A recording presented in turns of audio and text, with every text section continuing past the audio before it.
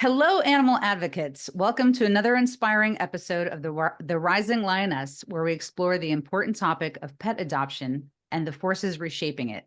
I'm Erica Salvemini, your host, and today we have a special guest, Nicole Patrick. Nicole is a devoted social entrepreneur with a fascinating background and a strong passion for animal welfare. We're excited to have her join us today. I'll tell you a little bit about Nicole's background, and then we'll just jump right in. Nicole started her career in film during high school. She attended the Juilliard School for Opera at the age of 17 and has appeared in various TV productions such as All My Children, 30 Rock, Gossip Girl, and feature films directed by Woody Allen, Wes Craven, Mark Lawrence, and others. It was Nicole's love for animals, though, that led her to launch a boutique pet matchmaking service in 2014, which later grew into Chic Chien Chateau, a 501c3 nonprofit foster-based pet rescue that has been featured in The New Yorker. By rescuing pets from impoverished areas and moving them to affluent ones, Nicole's rescue has raised funds to save dogs with life-threatening illnesses on death row. And it was Nicole's experience in this rescue industry that led her to create Rescue Spot, a new and potentially revolutionary technology-driven platform that connects pet adopters with companion animals that they seek to love and the rescue organizations that help make that possible. So, folks, please stay with us to learn more about Nicole's journey and how she continues to make a positive impact in the lives of rescue dogs around the world. Nicole, it's such a pleasure to have you here with us today and for coming on to share your background and your life's work with our listeners. I've really been looking forward to our chat today, so welcome. Thank you so much for having me. I'm so excited to chat with you more. Yeah, definitely. So we'll just jump right in because I know people are eager. They want to know more about your journey into pet rescue and how you got started. So I was wondering maybe if you could tell us a little bit about your background that led you to create Chic Chien Chateau and become the passionate supporter of animal adoption that you are today. Absolutely. And good job with pronouncing Chic Chien Chateau. I worked on it.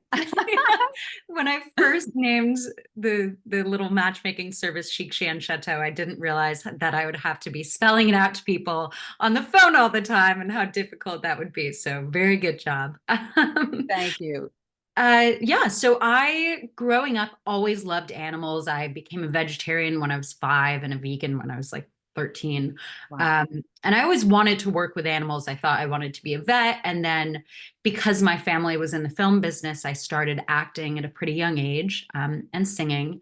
And there wasn't ever really a way that I was able to work with animals because I was very busy auditioning and on set. But I knew that I wanted to help and give back. And at some point in my life, work with animals. I just didn't know when or how that would come to be. I always had pets growing up. I had, when I was living alone during high school, I had one dog, a Yorkie, named Tabitha. And one day I was out walking around in Manhattan and I saw one of those little designer boutique pet stores. And I just walked by it. I kind of knew that pet stores weren't great, but I didn't really know the extent of them. And I walked by it and walked inside and saw that there was an adorable little Pomeranian that was probably, I think she weighed half a pound. And she was just shaking, this tiny little fluff. She looked like a cotton ball, a black cotton ball. And she was just shaking. And you could really tell immediately that something was wrong with this puppy. I started speaking with the staff at the pet store, and they just assured me that it was cold and that she was nervous and she was totally fine. But I just knew something was off. And so when I left the pet store, I called a few different animal rescue organizations, the ASPCA, and I thought in my mind, oh, surely they'll be able to go pick up this puppy Right. from a pet store and pay all the money that it costs, because I didn't know that much about rescue.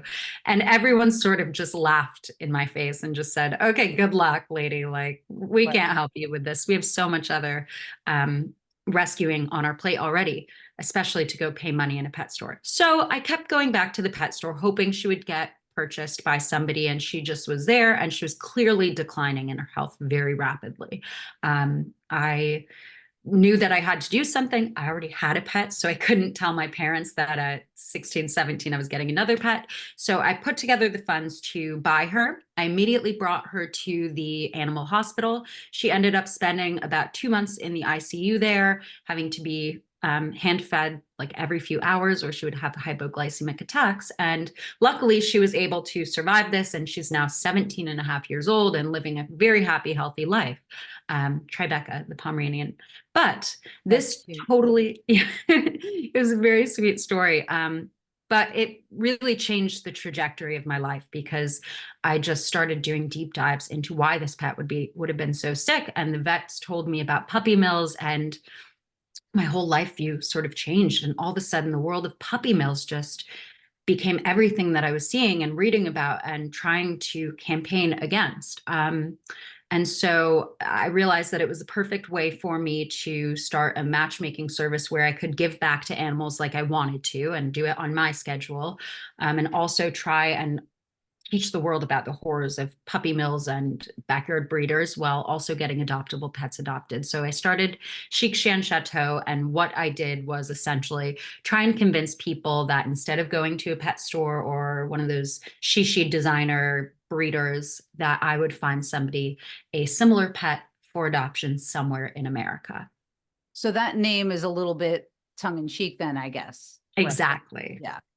I like that. I think that's great. What a beautiful story. It's super inspiring. I can relate to it. And I know tons of people because I have been in the business of pet care for a lot of years too. Yeah. And so I happen to get and see a lot of the puppy mill dogs that come in, frankly, and people don't understand, we spend so much money. I don't understand why they're, like this. And we just love them so much and want to take care of them. And why do they have all this trauma? And, they've lived such a wonderful life, but, it gets to the way they've been treated their whole, whether they have been treated poorly or the mamas that were treated poorly in the whole puppy mill process. And as we know, scientifically speaking, the patterning, it just kind of transcends down through the generations. And so they all suffer, don't they?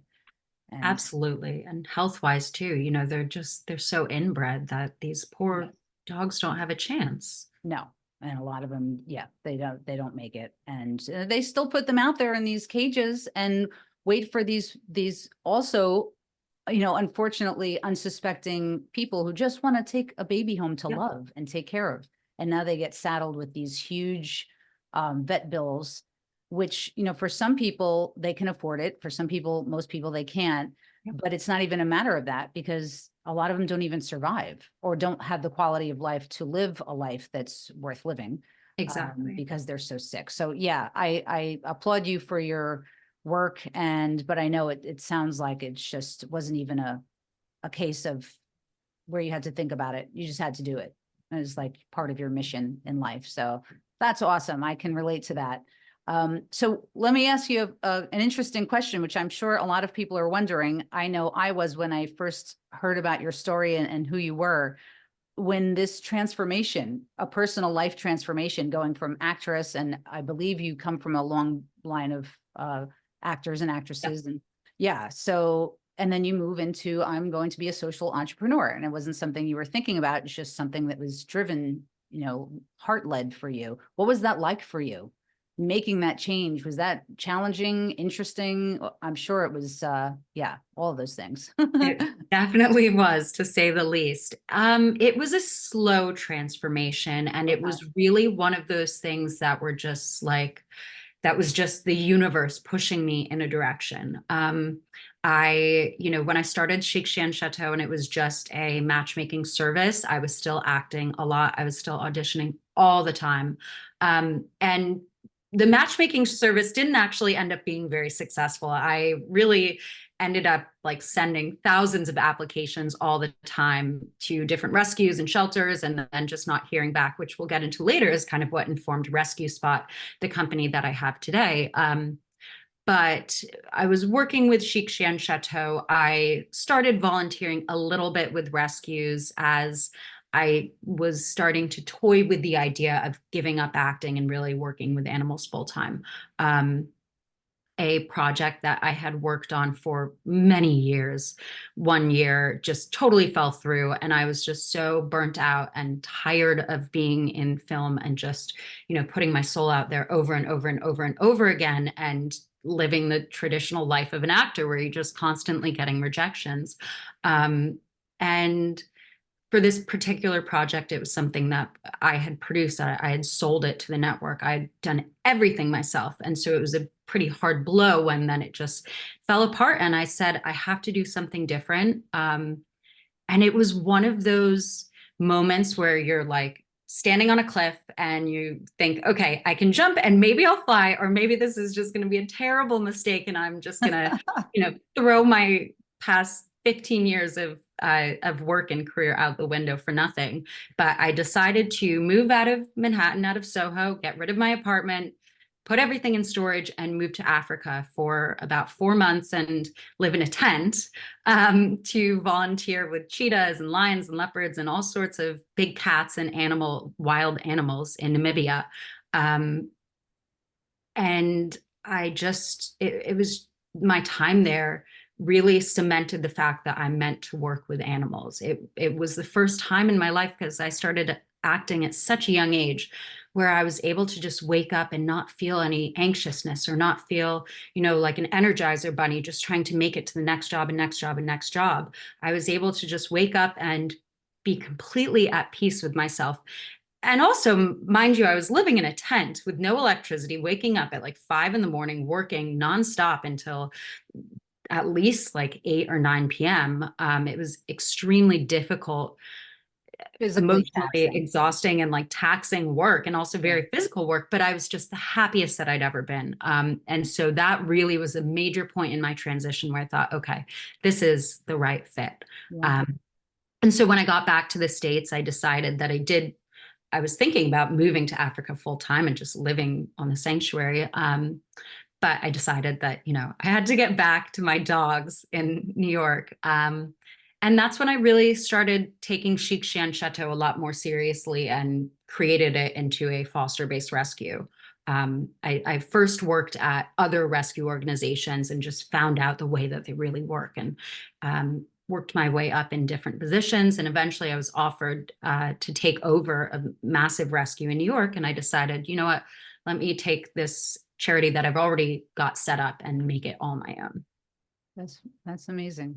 You've given me chills, and it's super inspiring, and you're my hero because you did exactly what I wanted to do. Of course, our life paths take us in different places in different ways, but that's amazing. And your wings did come out and they did spread, and you were able to fly when you jumped off that cliff. So Godspeed. That's amazing. That's super cool. And yeah, I love it. It's a great story.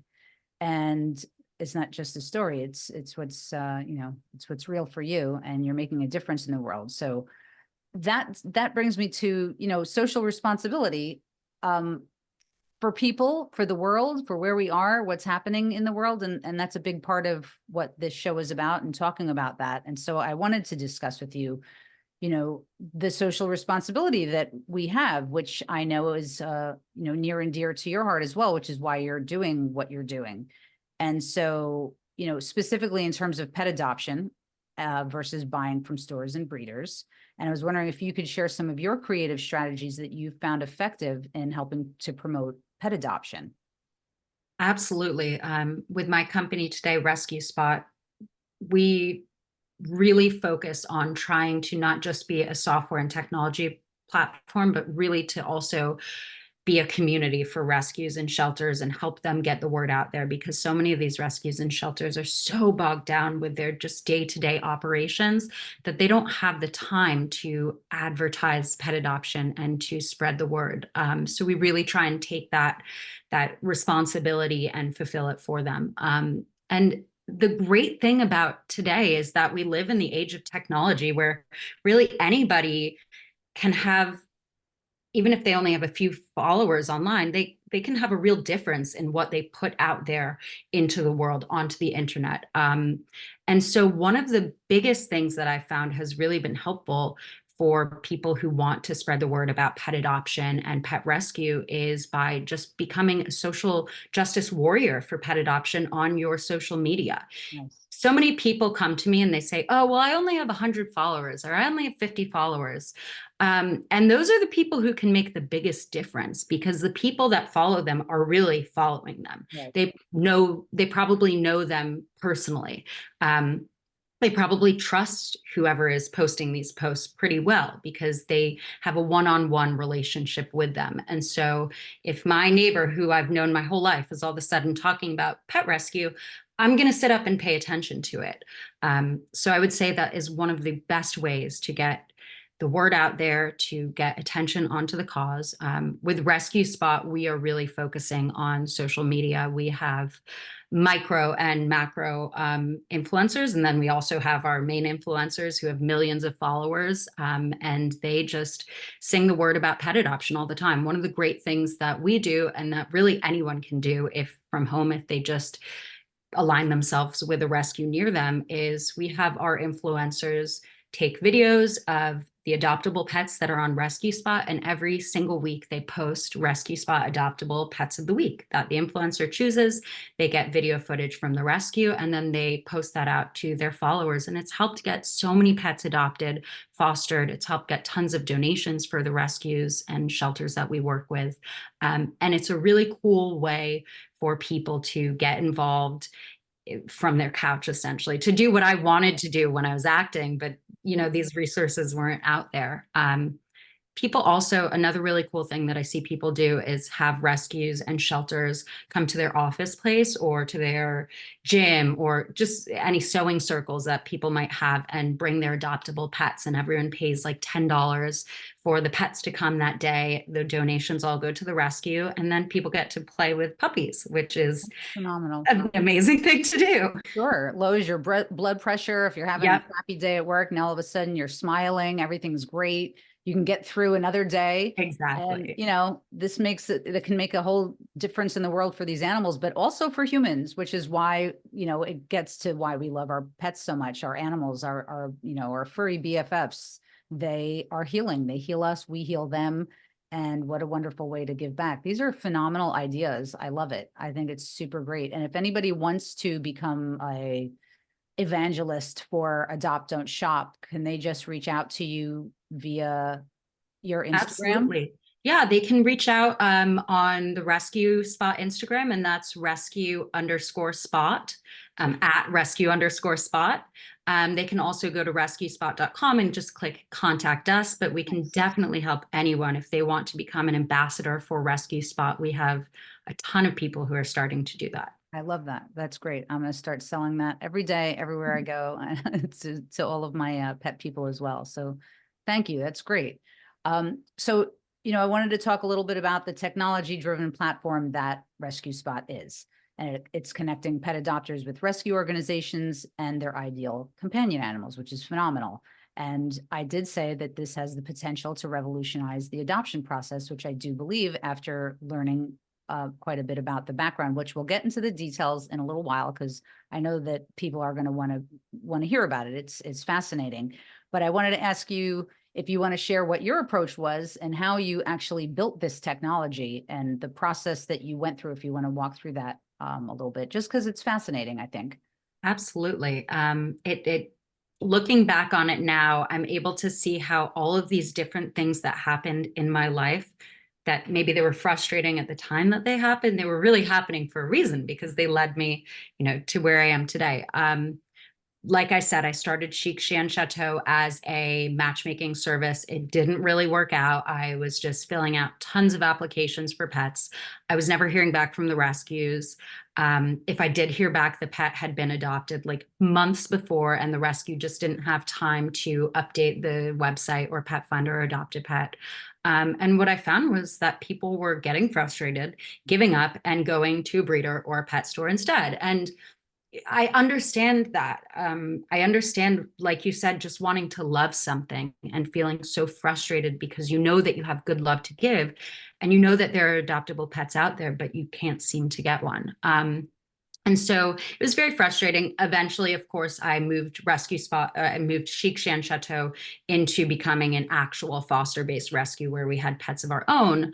And at that time, when I was working on Chic-Shan Chateau and also when I was working at different rescues in Manhattan, I saw the other side of the coin, and I was able to see why it's so difficult for people to rescue pets and adopt pets. And that's because rescue organizations are mainly run by volunteers who are overworked. They don't have the resources that they need, that most of them are not getting paid. And they are just getting constantly flooded with emails and applications and phone calls and inquiries that they just can't keep up to, they can't keep up with the demand. Yeah. And so during my time of really having my own rescue, I worked with all of the technologies that were out there, all of the shelter management softwares, all of the pet adoption listings, and they weren't that great. They were really cumbersome. They weren't where we are in technology today. You should really have an amazing software when you're doing anything in the world, not just pet rescue. It can be anything. There's no excuse not to have that.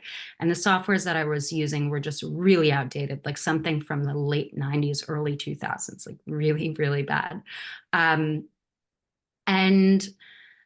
at the same time, I was suddenly tasked with keeping up with emails and phone calls all by myself, reaching out to references. When you reach out to references, most rescues, when you have an adoptable pet, you have to give them 3 to 5 references if you're interested in adopting, and then somebody has to call those references. I was spending like 30 or more hours a week just calling references, No doubt. which is insane. Then as I got more volunteers, I had different volunteers doing all of this work, and they could never keep up with it.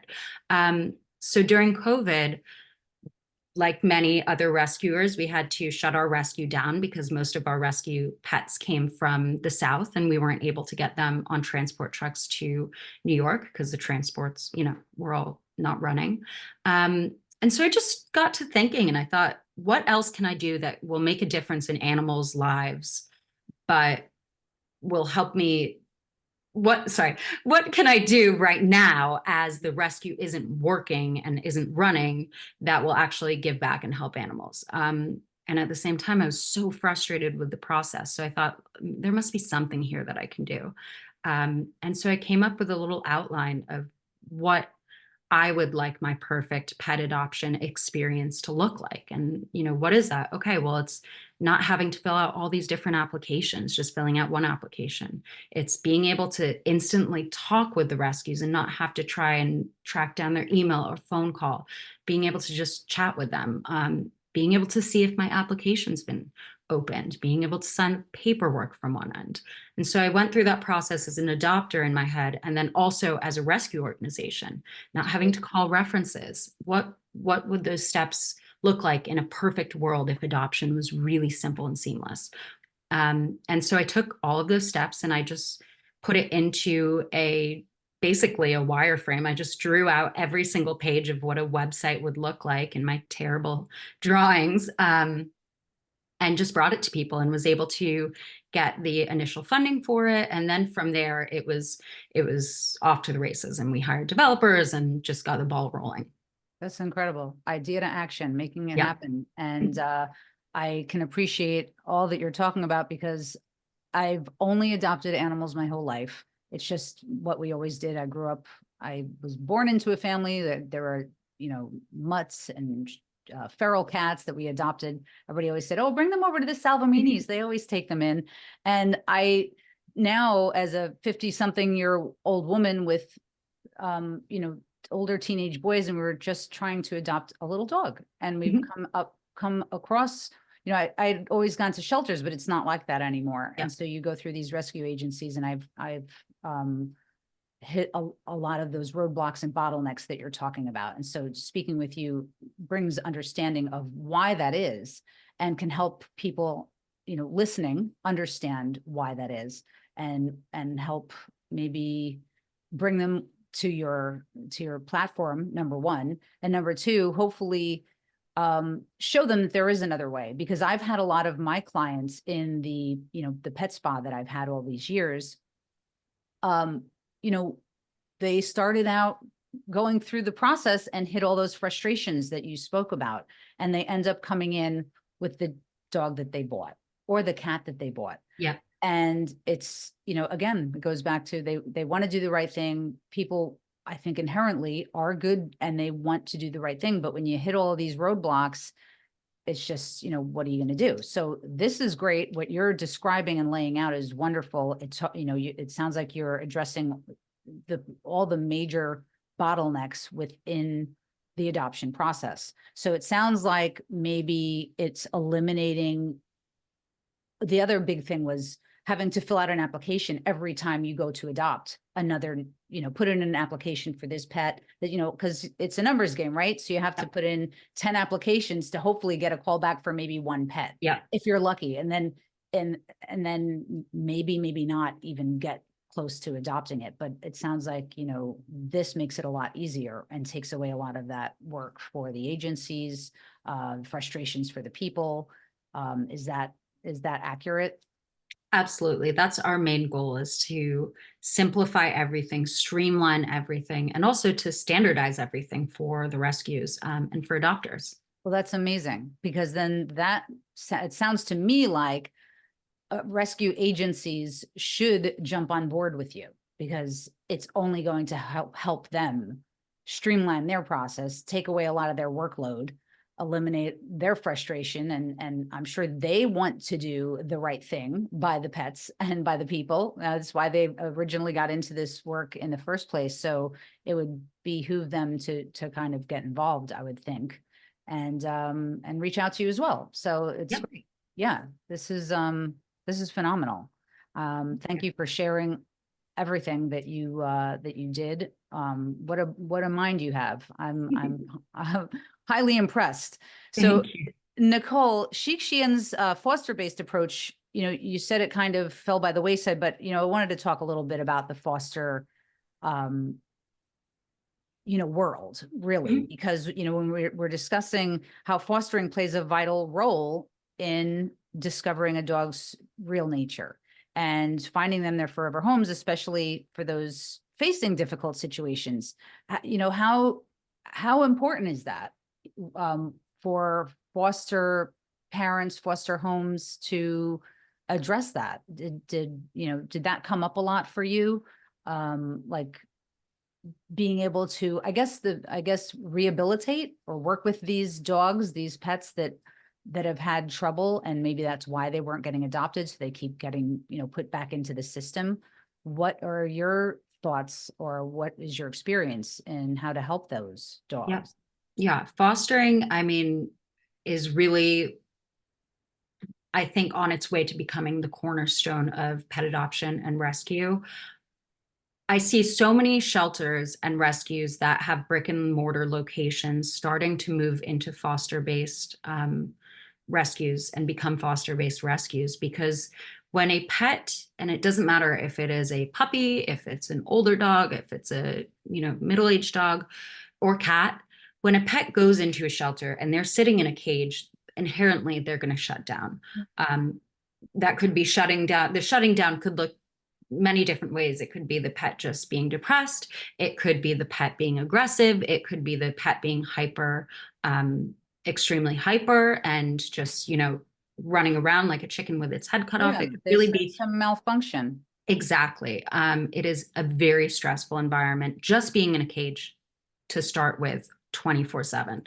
Then when you add in noises and people coming in and out of a shelter, and so many of the government shelters conditions in general, it's a terrible setting for a pet. Yeah, I can't even go in. I cry. It's terrible. It's so depressing. It's so depressing, and it's also really unhealthy. I mean, so many of these pets that come from ACC and government shelters and not privately funded shelters, they're just rampant with parvo and giardia and all of these different illnesses.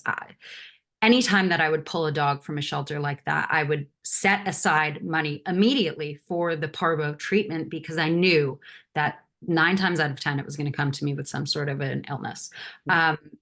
And so it's just a terrible experience for the pet. And what does that translate to? Well, that translates to somebody taking a pet home that is going to be terrified when they get to this new place, maybe never lived in somebody's house before, so it's not going to know what the heck is going on. It's going to test the limits in any way, not purposely, but just because it doesn't know what it can and can't do. And a lot of times it results in pets that are just not able to fully open up yet. They're scared and they're nervous and they don't know what's going on, and so they act shut down or reserved or act out, and then people end up giving the pet back to the shelter. And so that's why so many rescues and shelters are moving to foster-based models, because when you bring a pet to a foster home, they're able to really open up and trust people and see, okay, this is okay. I'm safe here. No one is harming me. And you're also then, as a foster, able to see the true personality of the pet. So if someone comes to you and says, hey, I have very young children and I just want a happy-go-lucky dog that's going to be great with kids and is going to let the kids pull on their tail and pull on their ears and be totally fine and not nip them. Well, that's going to be really difficult to tell with a shelter pet. But if you're with a pet that's being fostered by somebody and they know, yeah, this dog, really is just very chill and doesn't care and is, a happy-go-lucky dog that doesn't really, have any cares in the world, well, that's going to be a great fit for you. Right. If it's a pet that maybe would nip, then you can say, you know what, this isn't a good fit. And that will keep that pet from then going home with those young children and potentially biting them and having to be returned to the rescue or even euthanized. So fostering really is just an amazing thing. And we do see the trends are really moving just upwards. I think it's like 50% of rescues and shelters are now moving to foster-based models. That's incredible. That's really encouraging. And that makes a huge difference in these animals' lives. And I just think I think it's great. I love your insight that you're involved in all of it. So you're a great ambassador for the Adopt Don't Shop and also for fostering. So thank you for sharing your stories. I really appreciate it. And I was wondering, do you have any heartwarming stories that you can share about your platform's good work? Maybe that have brought animals together with their forever families? Oh, absolutely. So one of the things about Rescue Spot, or I guess I'll quickly tell you a little bit about what Rescue Spot does, because this will inform it. So what Rescue Spot is like you said, it's a platform that is for adopters and rescues, and adopters can go onto Rescue Spot and they can search for pets nationwide, and they fill out a one-time universal application that they can use to instantly apply to adopt or foster any of the pets on the platform. So it's kind of like the common app for colleges, but for pets. We also are the only fostering platform out there where you can see fosterable pets in your area. Not only can you see them, but you can also apply to foster them. Adopters and fosters can instant message with the rescues. We have a Facebook style messaging system. They can see the status of their application in their dashboard. If it's been opened, if someone else adopted the pet, they're able to instantly be notified and know, okay, I should keep looking on my journey. They are able to donate to any pet, apply to volunteer, and then once they are approved for a pet, they can sign all of the adoption contracts, pay the adoption donation, and also purchase pet insurance. So it's really everything from A to Z for adopters in one place, in one spot. And for rescues and shelters, they get a website style profile with a custom URL. They're able to filter through their applications. So if they don't want to see any apps for people who have given up a certain amount of pets or who don't want to spay and neuter, things like that, they can filter through their applications and just see the best possible fits for that specific rescue. We automated the reference process. So every adopt rescue gets 3 to 5 verified references with every single application that they receive. They can grow their foster programs and complete all adoption paperwork and have complete shelter management software through Rescue Spot. So it's really everything from A to Z for both rescues and shelters, and sort of a one-stop shop. And in that, we've been able to really support smaller rescue organizations that are more niche. So we work with some really cool rescues. One of them is called Baby Kitten Rescue, and they are a neonatal kitten rescue in Los Angeles, California, where they just do God's work. They get these cats that are kittens that, you know, are extremely ill, that have brain tumors and, you know, God. malformities and all these different things. And they just bring these kittens back to life and find them the perfect home. A lot of disabled cats. It's amazing. And one rescue in particular that I love is called Small Bites Rescue. And they're based in Brooklyn, New York, and they focus on senior pets and Nice. smaller dogs, but also mainly smaller senior dogs. Amazing. And it really is so heartwarming because one of the things about Rescue Spot is you're able to search for pets that have special needs. And there really are a lot of people out there that want to adopt Yeah. special needs pets and want to foster them. Yeah. They just don't know how to find them. Um, I and have so, clients who do yep, that. Fran Krangle, I'm giving you a shout out, lady. She does it all the time for years and years. Always takes the fosters and takes them in pairs. it's Sorry, the old ones, the older yep, babies. Yeah. it's so amazing that these angels are out there that are just Yeah. watching over the pets that many people overlook. And just for myself, looking at a bird's eye view of Rescue Spot and what's always going on it, when I see those Small Bites rescue adoption contracts coming through and see these dogs that, you know, have been overlooked over and over and over again just because they're a senior or maybe their tongue is hanging out of their mouth. They're still amazing, adorable, loving little dogs. And so it is just the happiest thing when I see these babies being adopted. And they're also, you know, constantly adopting their pets out. They're just getting them out there in the Awesome. world. And so it's great that we were able to come together with these rescues and find a place where we can try and support them as much as possible. Are you global as well? We're currently nationwide, Okay. So hopefully global soon. nice. That's awesome. That's amazing. And I thought I remember you mentioning something when we spoke about the Chinese Yes. meat So dogs. yes, we do have adoptable pets globally. Currently, you have to be in the US to adopt from us. Got it. But one of the really cool rescues and organizations that we support is called the Big Three Rescue. And they are a rescue that's based in America, but they have shelters in China and I believe Korea as well. And they rescue dogs from the Asian meat trade. These dogs that they rescue are actually mainly purebreds. So when people come to me and they say, oh, well, you know, I really want a golden retriever, or I really want a Maltipoo, or or that's not purebred, a Maltese, or a poodle or something, a corgi, but I can't get that from adoption. So I have to buy it in a pet store. And that's Ah, what I say, hold on. yeah. Not only are there rescues that specialize in breeds in the US, but also so many of these pets that are in the Asian meat trade are purebred dogs. A lot of them are bred just for the breed because people want to eat a specific type of dog. A lot of times the dogs are stolen from people's homes, they come from dog farms. And so this is an amazing way by adopting a pet from the Asian meat trade. It's an amazing way of getting a purebred dog if that's something that's really important to you, fine. But And you're B, saving them. you're saving an animal's life. And you're not just saving them from being euthanized, you're saving them from being eaten. And these dogs are so well adjusted. They are Really? the happiest No dogs doubt. that you will ever see in your life. They know. They know, and they're so happy. I have a few friends that have personally, besides just working with the rescue, I have a few friends that have adopted from them. And I'm also one of the ambassadors for the Duo project, which is another organization, not so much a rescue, but an organization that really works on fighting the Asian meat trade.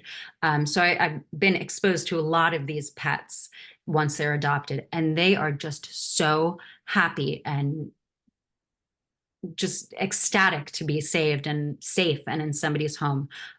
So I highly recommend if anyone is interested in that adopting. And one of the great things is that you can adopt them from anywhere in the US. You don't have to be local to the rescue. That's incredible. It sounds like, like you said, a one-stop shop. It's all Yeah. encompassing. I mean, it even spans into rescuing dogs throughout the meat market, Yeah. which is something else. And I'm sure that you're going to expand even further and become Yeah. a global, eventually an app. So I'm going to keep watching closely, and I am so excited about this project. And it's more than just a project. So it's a life-saving measure for so many animals, and bringing love into people's lives and homes, and, you know, really truly matchmaking with our Yeah. forever companion animals. So bravo, wonderful work. Thank you so much. And thank you for sharing your inspiring journey with us today, Nicole. Thank you. It's really amazing to hear about all the work that you're doing. I'm honored to know you. And to all of our listeners, if you've enjoyed today's conversation, we encourage you to spread the word about Rescue Spot and Shixien Chateau. And please share this podcast with fellow animal lovers, potential adopters, and foster parents. And you can even become an ambassador yourself if that is something you wish to do. So reach out. And remember, every small effort can make a big difference in the lives of animals in need. So let's keep our hearts full, lead with love, and support our animal friends, because together we can use our voices to make a positive impact and change the world for the better. And Nicole, thank you so much. I hope, I'm just going to say I'll see you later, because I know that I will. Yes. We don't have to actually say goodbye, but I'll say see you later. And this has been Erica Salvemini for the Rising Lioness on All About Animals Radio. Thank you all for tuning in today. And don't forget to adopt, don't shop. And Nicole, thank you. Thank you, Thank everyone. you. I'll see you next time. Bye, everybody.